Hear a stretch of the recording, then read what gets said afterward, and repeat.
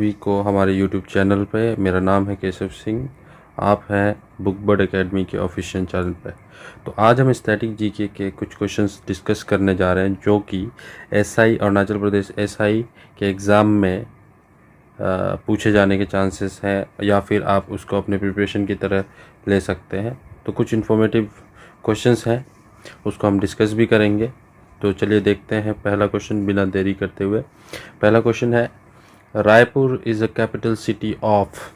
रायपुर किसका capital city है? असम का, चंडीगढ़ का, दादर एंड नगर हवेली का और तेलंगाना का। तो इसका आंसर है Raipur is capital city of Chhattisgarh. Chhattisgarh का है रायपुर। ठीक है। असम का आपको पता है दिसपुर। दादर एंड नगर हवेली तेलंगाना का है हैदराबाद। और दादर एंड नगर हवेली का है दमन। ठीक है। यहाँ आसाम को तो मालूम है आप लोगों को कि ये स्टेट है। ठीक है। छत्तीसगढ़ भी स्टेट है जो कि एमपी से अलग हुआ था जिस टाइम बिहार से झारखंड अलग हुआ था और उत्तर प्रदेश से उत्तराखंड अलग हुआ था। सेम टाइम का ये भी है। उसके बाद फिर दादर एंड नगर हवेली पहले सेपरेट यूनियन टेरिटरी हुआ करता था, लेकिन 26 जनवरी 2020 को इसको मर्ज कर दिया गया। किसके साथ? दमन एंड दीव के साथ। ठीक है। तो पहले दादर एंड नगर हवेली का सिलवासा हुआ करता था कैपिटल। सिलवासा हुआ करता था कैपिटल, लेकिन क्योंकि दमन एंड दीव के साथ इसको जब मर्ज कर दिया गया तो इसका कैपिटल दमन कर दिया गया है। ठीक है। तो ये इम्पोर्टेंट है, देख लीजिएगा। दादर एंड नगर हवेली का पहले सिलवासा हुआ करता था, फिर दादर एंड नगर हवेली 26 जनवरी 2020 को मर्ज कर दिए गए दमन एंड दीव के साथ। उसके बाद इसका कैपिटल दमन हो गया। ठीक है। तो ये एक यूनियन टेरिटरी है, यूटी है, जो कि अब मर्ज हो गया है दमन Dadar and Nagar Haveli and Daman and Diu के नाम से। ठीक है। और तेलंगाना का कैपिटल हैदराबाद। तेलंगाना आपको पता है जो सबसे न्यूएस्ट स्टेट है अभी इंडिया का, जो किससे अलग हुआ है? आंध्र प्रदेश से। आंध्र प्रदेश से अलग हुआ है ये। ठीक है। और दोनों ही अभी प्रेजेंटली इस कैपिटल को शेयर कर रहे हैं। तो आगे बढ़ते हैं क्वेश्चन नंबर 2 की ओर। Which rays cause skin damage? कौन सा रे स्किन डैमेज करता है? ठीक है। X ray, UV rays, infrared rays, yellow rays. ठीक है। तो मैं आपको बता दूं यूवी, जिसको हम अल्ट्रा वायलेट रेज भी कहते हैं। ठीक है। एक्सरेज इलेक्ट्रोमैग्नेटिक रे है। जनरली किस लिए यूज़ करते हैं हम एक्सरेज? हमारे बोन्स का अगर फ्रैक्चर वगैरह है या फिर बॉडी के अंदर अगर हमें देखना है तो एक्सरे का यूज़ किया जाता है। ये जो है बहुत, इनका एक्सरेज का पेनिट्रेटिंग पावर बहुत ज़्यादा होता है, इसीलिए वो हमारे बॉडी के अंदर का फोटोग्राफ को पिक्चराइज कर सकते हैं। ठीक है। यूवी रेज, अल्ट्रावायलेट रेज, ये स्किन डैमेज करता है और इट में कॉज कैंसर। स्किन कैंसर के लिए भी जिम्मेदार होता है। यूवी रेज कहाँ से मिलता है हमको? इसका सोर्स क्या है? सन है। ठीक है। तो एक छोटा सा ब्रीफ आपको बता दूं मैं कि सन से विजिबल रेज निकलते हैं जिससे हमको दिखाई देता है, कोई भी चीज़ हमें दिखाई देता है, विजिबल रेज होते हैं वो। और विजिबल रेज कैसा होता है? विवग्योर। विवग्योर आपको पता ही होगा अगर आपने साइंस थोड़ा बहुत पढ़ा है तो। विवग्योर मतलब violet, indigo, blue, green, yellow, orange, red. ठीक है। तो विवग्योर से ये विजिबल रे है, ये अरेंज कैसे करते हैं? अरेंज होता है ये वेवलेंथ के अकॉर्डिंग। इनका वेवलेंथ के अकॉर्डिंग ये अरेंज होता है। ठीक है। सबसे छोटा वेवलेंथ मतलब ये है, इस तरीके का वेव होता है। यहाँ से यहाँ तक का जो लेंथ होता है इसको हम वेवलेंथ कहते हैं। ठीक है। इस तरीके से होता है वेव। और यहाँ से यहाँ तक अगर आप किसी भी जगह से ये, एक सेकंड मैं आपको दिखाता हूँ, ये है इस तरीके से वेवलेंथ होता है, ठीक है। तो ये पूरा हमारा वेवलेंथ माना जाता है, ठीक है। एक वेव का लेंथ होता है और इस लेंथ, ये लेंथ किसी का छोटा होगा किसी का बड़ा होगा। तो वायलेट का सबसे छोटा होता है, विजिबल रे में सबसे छोटा वायलेट का होता है और सबसे बड़ा रेड का होता है। और वायलेट से भी छोटा वेवलेंथ होता है अल्ट्रा वायलेट, मतलब यूवी का। इसीलिए ये जितना ज़्यादा छोटा रेडिएशन होता है वो ह्यूमन बॉडी के लिए अफेक्ट करता है, ठीक है। तो यूवी रेडिएशन से स्किन कैंसर हो सकता है। और अल्ट्रा वायलेट रेज जो है ना, ये रेड से बड़ा स्पेक्ट्रम होता है इसका, सॉरी स्पेक्ट्रम नहीं, वेवलेंथ उसका रेड से बड़ा होता है। तो ये विजिबल रे के से विजिबल रेज के जो वेवलेंथ है उसमें सबसे बड़ा वेवलेंथ इंफ्रारेड रेज का होता है, उसके बाद रेड के बाद, ठीक है। रेड से बड़ा होगा ऑब्वियसली, तो विजिबल रे में जो भी वेवलेंथ है उससे ज़्यादा बड़ा वेवलेंथ होता है इंफ्रारेड रेज का। तो ये बेसिकली इतना हार्मफुल नहीं है ह्यूमन बॉडी के लिए और इससे हम लोग बहुत सारा टेक्नोलॉजी में यूज़ भी करते हैं। इंफ्रारेड कैमरास में यूज़ हुआ जाता है, ठीक है। तो इस जगह पे यूज़ होता है। येलो रेज का कोई यूज़ नहीं है, येलो रेज कुछ है नहीं, ठीक है। येलो रेज आप विजिबल रेज को भी बोल सकते हैं अगर येलो वाला। तो ये विजिबल रेज तो जैसे आपको मालूम है कि ये हार्मफुल नहीं होता है, क्योंकि विजिबल रेज का मतलब क्या है कि कोई भी चीज़ हमें कलर, विजिबल रे की वजह से किसी भी चीज़ का कलर हमको दिखता है, ठीक है। तो ये डैमेज नहीं करता है। तो वेवलेंथ छोटा वाला जितना भी होगा वो डैमेज करेगा। UV rays is the correct answer for this. Skin damage करता है यूवी रेज, ठीक है। चलिए आगे बढ़ते हैं। Which constitutional amendment is called mini constitution? तो इसका आंसर है 42 amendment, 42nd amendment, 43rd amendment, 44th amendment and 45th amendment. Correct answer है 40A। 42nd amendment is also called as mini constitution, ठीक है। इज ऑल्सो कॉल्ड, इसको और भी कहते हैं, इसको और भी हम कह सकते हैं अमेंडमेंट ऑफ 1976, ठीक है। 1976 में 42nd अमेंडमेंट हुआ था, बहुत इम्पोर्टेंट है ये, ठीक है। इंदिरा गांधी के टाइम पे हुआ था, इंदिरा गांधी के टाइम पे हुआ था, ठीक है। इसमें इम्पोर्टेंट पॉइंट्स क्या थे? बहुत सारा अमेंडमेंट हुआ। अमेंडमेंट का मतलब होता है कॉन्स्टिट्यूशन में कुछ कुछ चेंजेस, कुछ सुधार। जनरली तो सुधार के लिए बोला जाता है, करेक्टनेस के लिए बोला जाता है। तो 1976 में इंदिरा गांधी के टाइम पे 42nd अमेंडमेंट हुआ था, जिसमें बहुत सारा अमेंडमेंट, जो भी आर्टिकल्स हमारा कॉन्स्टिट्यूशन में लिखा हुआ है उसमें बहुत सारा जगह पे चेंज किया गया था। सबसे इम्पॉर्टेंट है प्रेम्बल में। प्रेम्बल में पहले वर्ड आता था सोवरेन डेमोक्रेटिक एंड रिपब्लिक, ठीक है। इसको चेंज करके sovereign socialist and secular democratic Republic किया गया था, ठीक है। तो पहले सोवरेन डेमोक्रेटिक रिपब्लिक था, फिर बाद में इसको sovereign socialist and secular democratic Republic किया। तो प्रियम्बल में ये जो वर्ड है सेकुलर एंड सोशलिस्ट, ये वर्ड इंक्लूड किया गया था 42nd अमेंडमेंट में। बहुत इंपॉर्टेंट, बहुत बार क्वेश्चन पूछा जाता है, ठीक है। और प्रेसिडेंट को इमरजेंसी लगाने का प्रोविज़न, जो प्रेसिडेंट रूल लगता है, वो भी यहीं 42nd अमेंडमेंट में ही मिला था। प्रेसिडेंट का पावर में आया था ये, ठीक है। तो पावर ऑफ प्रेसिडेंट में डिक्लेरेशन ऑफ इमरजेंसी के लिए भी यहाँ पे बदलाव हुआ था उसके बाद से। तो बेसिकली ये अमेंडमेंट जो हुआ था ना, ये इमरजेंसी को उसी समय पे, आपको पता है कि इंडिया में पहली बार इमरजेंसी लगा था, तो ये अमेंडमेंट कराने के बाद ही लगाया गया।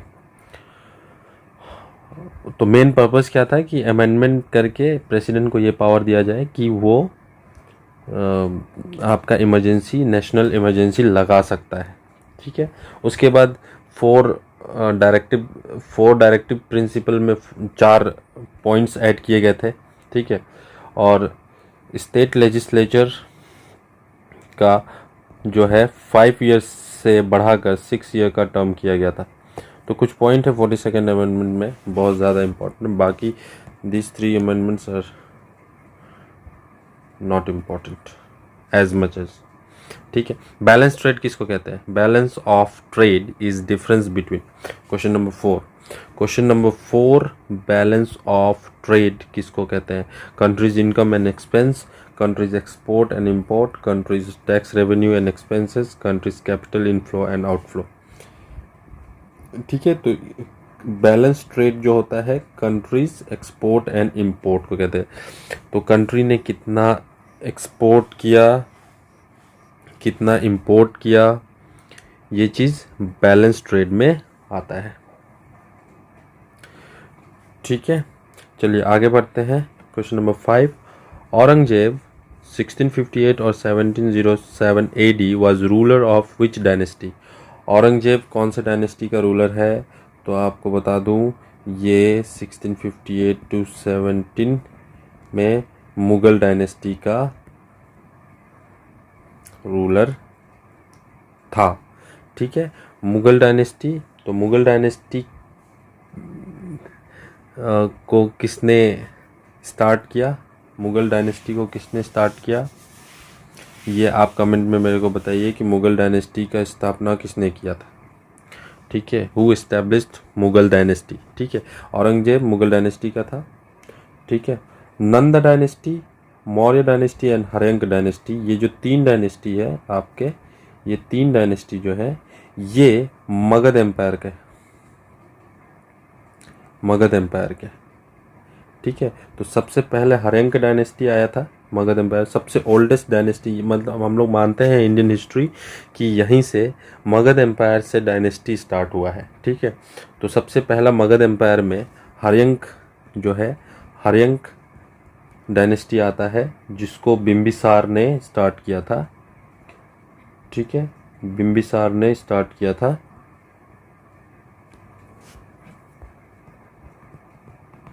बिम्बिसार ने स्टार्ट किया था, जो कि लगभग 544 BC से 492 BC तक रहा था। उसके बाद हर्यंक डायनेस्टी को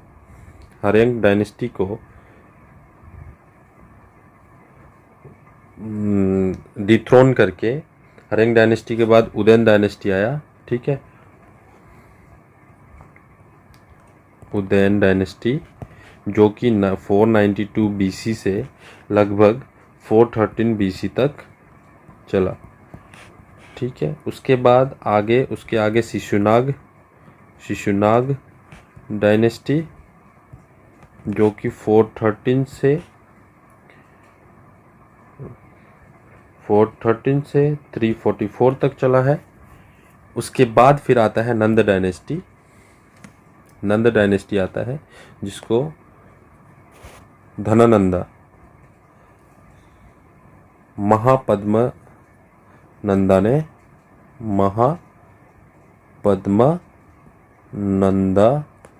ने इस्टेब्लिश किया था। ठीक है, उसके बाद धनानंदा तक आया। धनानंदा के बाद फिर चंद्रगुप्त मौर्य ने धनानंदा को डिथ्रोन करके चंद्रगुप्त मौर्य ने मौर्य डायनेस्टी का स्थापना किया था, जो कि लगभग 4th सेंचुरी BC में था। तो 321 BC से स्टार्ट होता है चंद्रगुप्त मौर्य। इस समय में मगध डायनेस्टी अपना सबसे स्ट्रॉन्गेस्ट रूलर में था। तो उस मौर्य डायनेस्टी में ही चंद्रगुप्त मौर्य हुए हैं, अशोक हुए हैं। ठीक है, तो ये लोग मौर्य डायनेस्टी में ही आए थे। तो ये बेसिकली ये 3 डायनेस्टी जो ओल्डेस्ट डायनेस्टी में आता है। और मुगल्स जो है वो आपका बहुत बाद में, तो लास्ट तो मुगल्स ही है, उसके बाद तो ब्रिटिश एरा स्टार्ट हो जाता था। तो मुगल्स जो है मेरा क्वेश्चन था कि मुगल डायनेस्टी किसने इस्टेब्लिश किया। ठीक है, और कौन से डायनेस्टी को ख़त्म करके। तो आप इसको कमेंट सेक्शन में ज़रूर बताइए। चलिए आगे बढ़ते हैं। Question number 6, Ellora caves is in, Ellora caves कहाँ पे है? कर्नाटका, मध्य प्रदेश, महाराष्ट्र, राजस्थान। ठीक है, तो इसका आंसर है महाराष्ट्र। महाराष्ट्र में कौन सी जगह? औरंगाबाद, औरंगाबाद में है। Aurangabad is a district of Maharashtra. ठीक है, अब औरंगाबाद ये basically Hindu, Buddhist and Jainist, ये जैन का, ये तीन का रॉक कट टेम्पल है। रॉक कट टेम्पल बोल लो या फिर रॉक कट मोनेस्ट्री बोल लो। ठीक है, जो कि राष्ट्रकूटा पीरियड में बना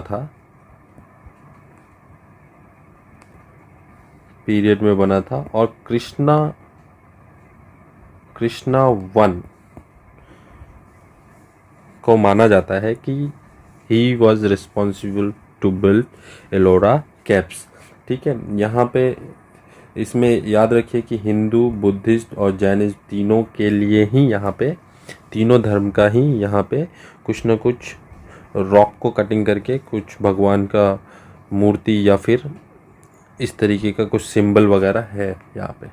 ठीक है, तो ये कहाँ पे? महाराष्ट्र का औरंगाबाद में। आगे बढ़ते हैं।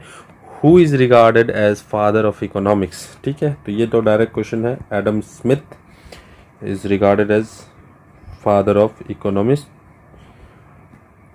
आगे बढ़ते हैं। Telephone exchange was invented by. ठीक है, तो यहाँ पे हमारे पास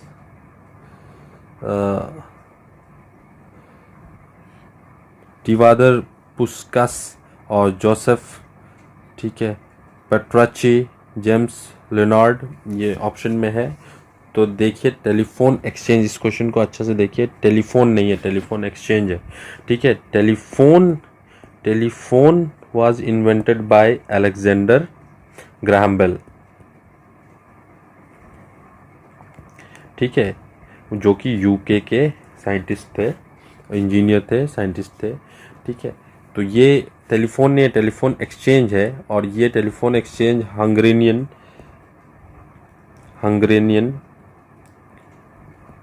ठीक है, हंगरेनियन इन्वेंटर है। ठीक है, तिवादर पुस्कस। तो ये है first option is the correct option. ठीक है, आगे बढ़ते हैं। DNS is a networking term that refers to, DNS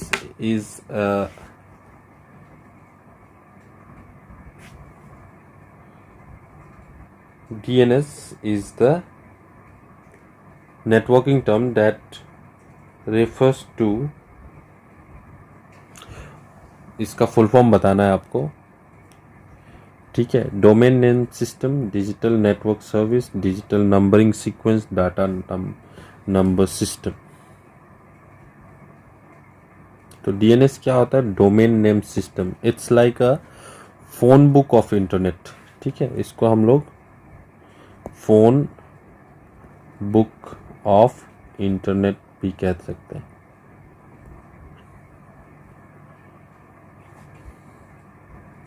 ठीक है, डोमेन नेम सिस्टम।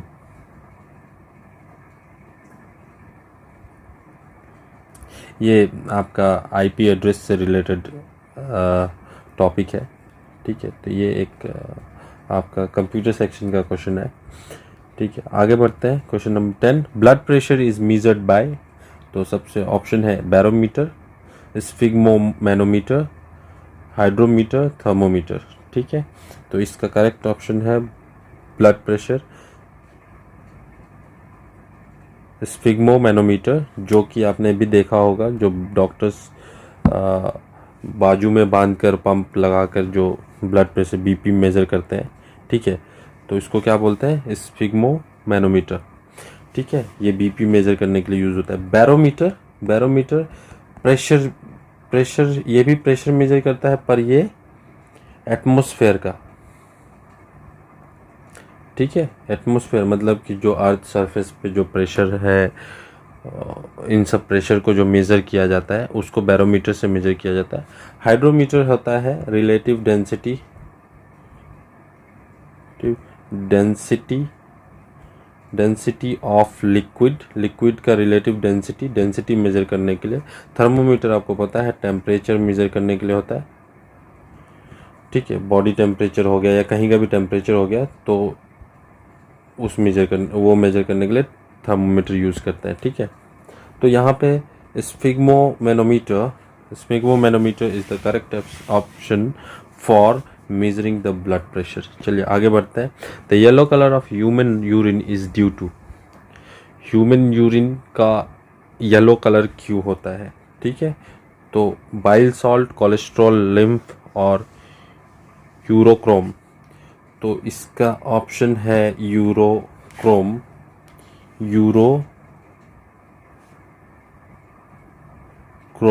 इसका ऑप्शन है, ठीक है।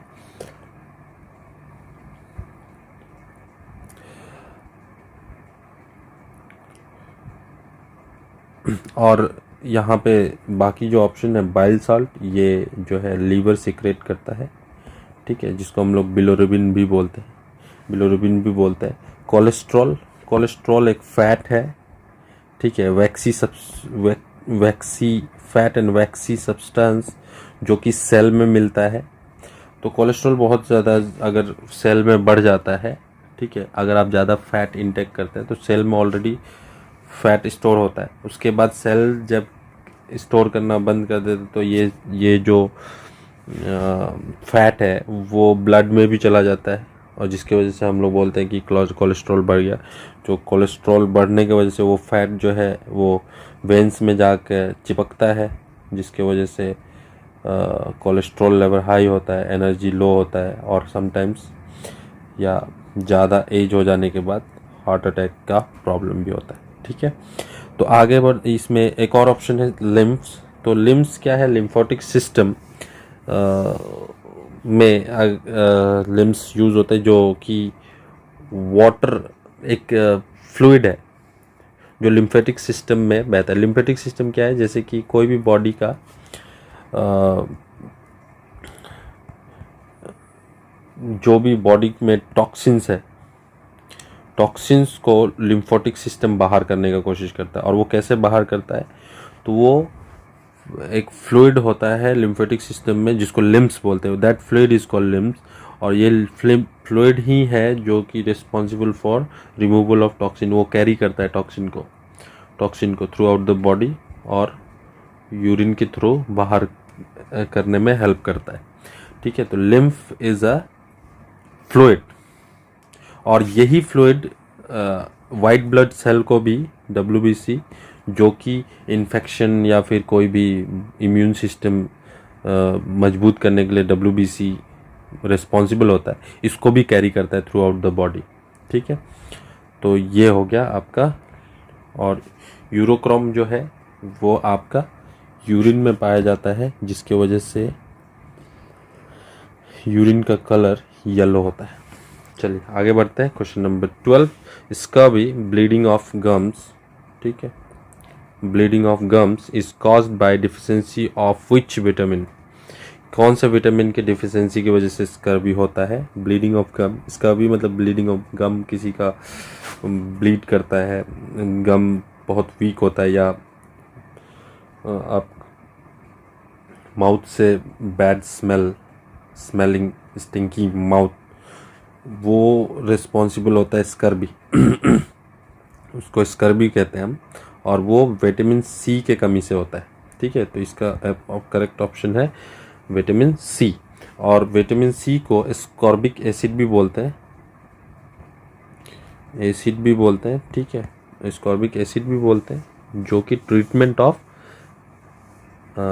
स्कर्बी में यूज़ किया जाता है, ठीक है। तो विटामिन C आपको जितना भी खट्टा फूड है, ठीक है, सिट्रस फूड है, जैसे लेमन हो गया, ऑरेंज हो गया, इसमें विटामिन C बहुत अच्छे तरीके से मिलता है। तो इसका फूड जो है विटामिन C, लेमन और ऑरेंज, ये सब जो फूड्स हैं वो विटामिन C के लिए गुड सोर्स है, ठीक है। विटामिन A जो है विटामिन ए जो है वो, उसको हम लोग रेटिनॉइड्स भी बोलते हैं, रेटिनॉइड्स भी बोलते हैं। ठीक है, ये विज़न के लिए, ग्रोथ के लिए, ठीक है, सेल डिवीज़न के लिए बहुत ज़रूरी होता है। अगर ये चीज़ विटामिन ए का कमी हो तो नाइट ब्लाइंडनेस वगैरह भी होता है, या फिर आपका आई साइट वीक होता है, ग्रोथ कम होता है। तो विटामिन ए कैरेट वगैरह में बहुत ज़्यादा मिलता है। ठीक है, विटामिन बी टू जिसको रिबोफ्लाविन भी बोलते हैं, रिबोफ्लाविन भी बोलते हैं, ये सेलुलर रेस्पिरेशन के लिए बहुत ज़रूरी है। ठीक है, सेलुलर रेस्पिरेशन मतलब सेल्स जो है उनको ऑक्सीजन चाहिए होता है, तो उसमें बी टू हेल्प करता है। अगर बी टू का कमी होता है तो सेल्स रेस्पिरेशन अच्छा नहीं करेंगे, तो फिर वो कैंसरस सेल्स में भी चेंज होते हैं। ठीक है, तो इसका कमी से फिर कैंसर वैंसर भी होने का चांसेस होता है। विटामिन के ब्लड कोगुलेशन को देखता है। अगर विटामिन के का कमी होगा तो ब्लड जल्दी कोगुलेट नहीं होगा, मतलब चोट लगने पे जल्दी से ब्लड कोगुलेट नहीं होगा और वो बहते रहेगा। ठीक है, प्रोटीन को सिंथेसाइज करने में भी विटामिन के का बहुत ज़्यादा हेल्प होता है। कैल्शियम को मेंटेन करने के लिए भी विटामिन के का बहुत ज़रूरी होता है। तो vitamin K, vitamin B and vitamin A, actually सारे ही विटामिन आपको बहुत इंपॉर्टेंट है, तो सबका अपना अपना मेजर रोल होता है। आगे बढ़ते हैं। Highest civilian honour received by Sonia Nehwal is, Sonia Nehwal आपको पता है, बहुत ही जाना माना नेम है हमारे स्पोर्ट्स के। तो इनको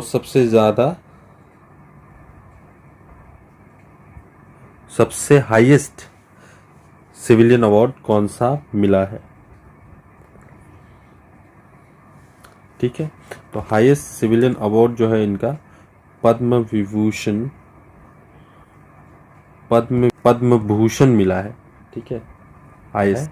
तो यहाँ पे आपको ध्यान देना है कि Bharat Ratna is the highest civilian award, Padma Vibhushan is second highest civilian award, and Padma Bhushan is third highest civilian award, and Padma Shri is fourth highest civilian award.